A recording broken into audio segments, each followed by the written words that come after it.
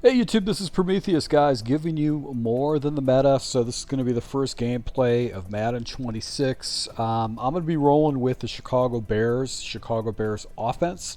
And then in defense, I looked at a bunch of different defensive playbooks, but I found this particular play in the Vikings playbook, which is the nickel dog Meg. This is an old double A gap defense that was in the game a few years back, and then they brought it back. And what makes this particular defense great is that it is actually a cover 4 match defense.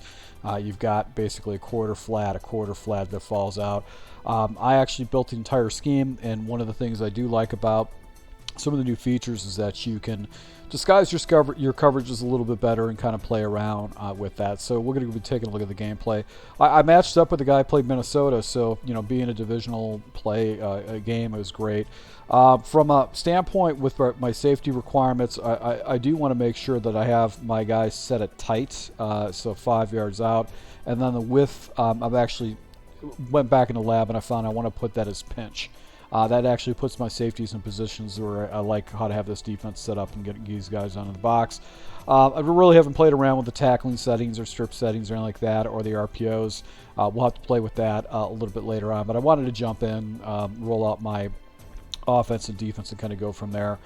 So once again, the primary defense I'm going to play is going to be this nickel dog Meg. It's got matching principles, cover 4 type shell, and I like to use this safety. I'm going to mug down in the middle into over the center and try to use that to actually go ahead and catch my opponent off guard.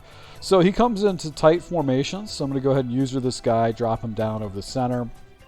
And actually does a nice little off-tackle run right there. And I did have a run fit safety over there. He actually comes down and actually stops that from being a big run. But that's okay. Once again, you just want to kind of get a feel for what your opponent's going to use. I think I'm still trying to mess around with my adjustments, where I'm going to go ahead and make some adjustments with some of my defenders and stuff like that. So didn't have my roster set up correctly because it should be basically setting it up where I've got a guy down to the box playing that. So right here, he catches me in a wrong defense. I actually audible into a cover 4 quarter shell. And fortunately for me, this guy really didn't have an answer for it. I'm doing a little crossing. He missed the crosser right here. This guy was wide open, but I think I just my defensive end got off the edge and was able to get to him before he can get rid of the ball. So this guy liked to throw a lot of stuff underneath. It just took a little long time for that play to develop, and he just never was able to get to that little inside whip route. So back to the dog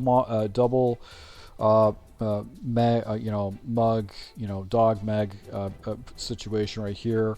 Now I'm going to go ahead and try to send the dogs against him, so I'm blitzing basically everybody. I got this guy manned up. This guy should match if he goes vertical, and I pretty much have to protect the side, the outside. So with the running back is what I'm concerned about. So he's in a 3rd and 3 situation right here. I'm just going to go ahead and send the dogs against him. Not really worried on the left side with the wide receiver, so I'm not really worried about that too much. It looks like he's making some adjustments. He knows the pressure is coming in based on the alignment.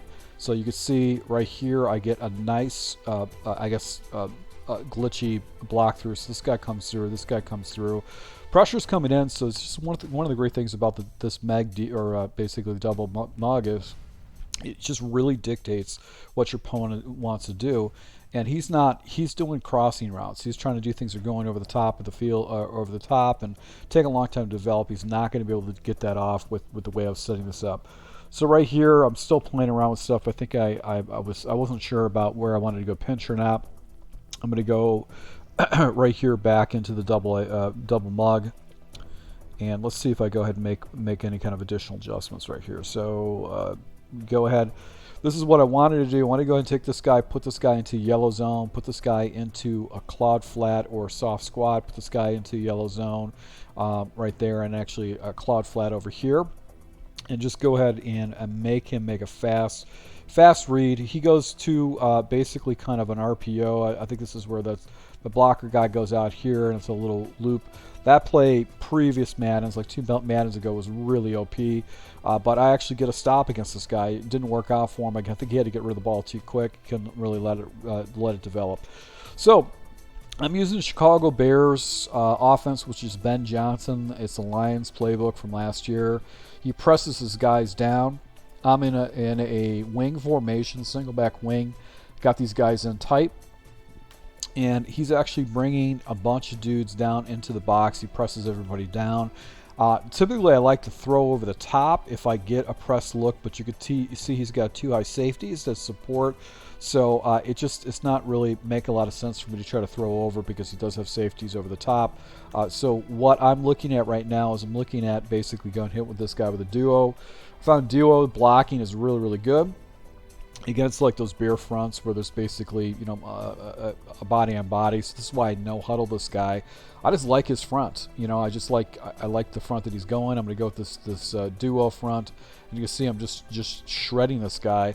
I'm a run first person. I want to establish the run, make it very difficult for my opponent to, not be able to key on to what I like to do. So right here, I go ahead and jump into basically trap play, and the reason why is that he had this guy uncovered initially, and I want to go in a trap, and I just like how the blocking is. So you can see right here, you get really good blocking, get the ball down to the first and goal. No huddle again. I think I go back into duo just because I just don't like this edge defender, and Braxton Jones is really not that great of a tackle, so he's not going to hold his block as well. So I just go with the duo. Once again, I like that. There's a pretty good push, so I think I go back to it again. And I'm just going to try to run this ball right into the end zone and just not even get in a situation. So get really good blocking, get the ball in the end zone, and go up by a possession against this guy because obviously he got a turnover and down. So back on defense again. So nickel dog mag is going to be my primary defense. I'm going to user this guy. My responsibility is to preoccupy the safety, but I also have to be concerned about any kind of ball that's going to be thrown over the middle of the field. So he couldn't find it. It was like this guy wasn't really blocking enough. One adjustment I do like to do is I like to put this guy into a deep half and put myself basically a soft squat out here. That's a quick adjustment that would I go with. Right here, I think he goes with the same play. So he's got a whip, he's got a corner. Basically, he's got this guy going out, and I think he's got another corner on this side. He looks to the running back and actually gets rid of the ball really quick. I'm out of position. Bad defense right there. Just clicked myself out of position. He able to go ahead and pick up a huge first down, and I think what he does is he no huddles in this type of situation. So he does no huddle. And then I just go ahead and decide to go ahead and jump back into the double mug. But what I do is I put a hook zone over here on this guy, but he's actually got the strength of formation on this side, so that was just a bad decision. This guy was running that little inside whip, so right here, once again, he's got that little route right there, and he actually throws to a crossing route by the tight end and actually gets a nice little completion. I just pulled myself out of position. I read the right guy. When the ball got thrown out, I just pulled myself out of position. I don't know why I did that. I think there was another defender that was floating in the area. So right here, I got this guy in a hook zone. So if he goes back with the wheel, I've got a hook zone to pick that up. I've got this guy right here. And I'm just going to go ahead and make sure that I've got my guy over the center. I want to preoccupy, get myself a 2-on-3. Now I press my guys down. I don't like that, so I go ahead and unpress my guys right there, and I get myself a nice little, it looks like a B-gap pressure, and get a sack against this guy, 2nd and 20. So he's having a hard time with the pressure. That's the second, sack opportunity that I've got against this guy, and he's really, really having a hard time with it. Now I go into cover 3. And what's cool about cover 3, what I like to do is I like to drop this guy into a deep zone, and I'm going to hover in this box right here and play right here is going to be my area that I'm going to play. I got matching principles off the left. He goes back to this bubble screen in this 2nd and 20 situation, get him to a 3rd and 15. So he's kind of behind the 8 ball. Huddles again, I guess out of frustration, but This guy's not really doing anything, and this is where I'm actually going really aggressive. So I'm going to make sure I send 6. Quick, easy adjustment, just, blitz all. I'm going to put a soft squat out here, a vert hook, a curl hook, and then I think I might have been able to get to a soft squat on that side, but I do have that guy basically manned up. And I'm going to send the dog. So I've got this. This is a very aggressive blitz situation. So this is the design is to get the pressure in and not allow him to do anything underneath. That's why I like it. And you can see the pressure comes in. He's got nothing. He can't do anything right there, and actually does not get rid of the ball. 4th and 27. He's not blocking, guys. He's not adjusting my defense. Now I go actually take a gamble. I go into basically the 34 odd defense, and I'm not on the right user. I should be on one of these guys. It should be like on a linebacker, and I play the sticks in this type of situation. I want my guys to fall back, and I didn't make the right adjustment right there, so I'm actually in the wrong adjustment. So he actually throws over the top, and I got away with one. There was a bunch of guys out there able to go ahead and get the ball back. And get a turnover on downs once again. So right here I go into basically the 0-1 trap once again. And anytime I see my center uncovered, if I got linebacker depth, I'm going to jump into basically this trap play. And you can see the blocking gets really good. I like the depth. I'll take 10 yards. You're going to give me 6 yards, 5 yards on the ground. I'm going to keep doing that. And now I go ahead and switch things up a little bit. I go into a different play. I'm going to go in inside zone and snap the ball, get a really good block on with my center, able to go and pick up some more yards. So there's no reason to pass the ball if he's just going to give me yards, just hand me yards basically on the ground. So back to the 0-1 trap because he doesn't have the center covered up. He slid his line over, but you can see right here I get some really good blocking.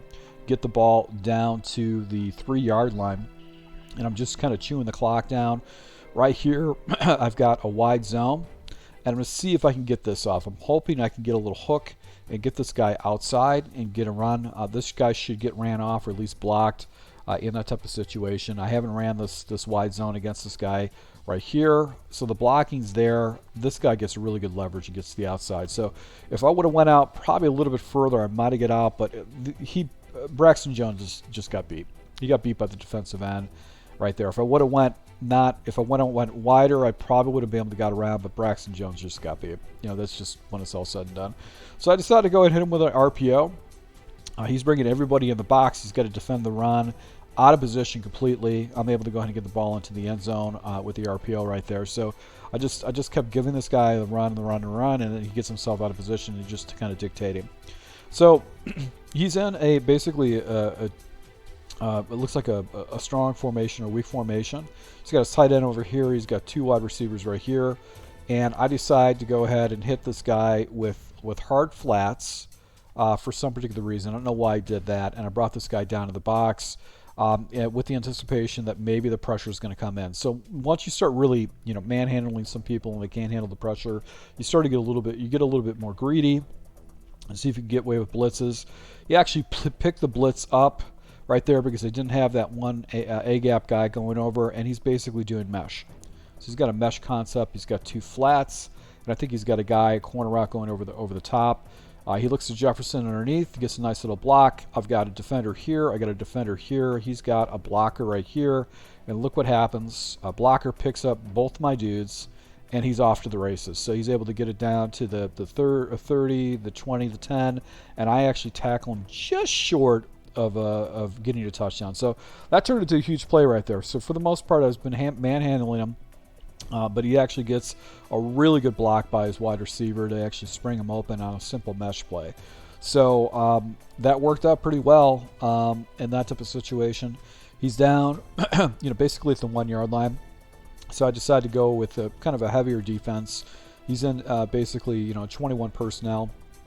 So I choose to go, 21 personnel. So I go ahead and choose to do more of kind of a aggressive blitz with the cover 4, stop him behind the line of scrimmage, keep him at the 1-yard line. I think he's just going to run the ball, so I decided to go to goal line, and I'm going to go ahead and use this play. It's really good. 60s out jacks is a really good play to use down on the goal line if you anticipate your opponent's going to run the ball.